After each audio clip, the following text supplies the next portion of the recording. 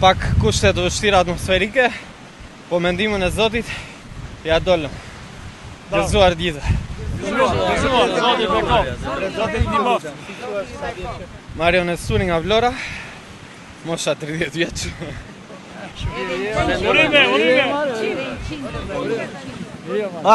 Ore, po nuk pyet moshën.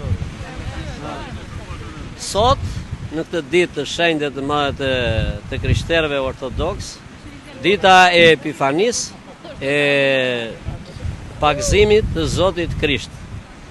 Në kisha hershme pagëzimin dhe krishtinit i bende në një ditë, por më vonë kisha i ndau.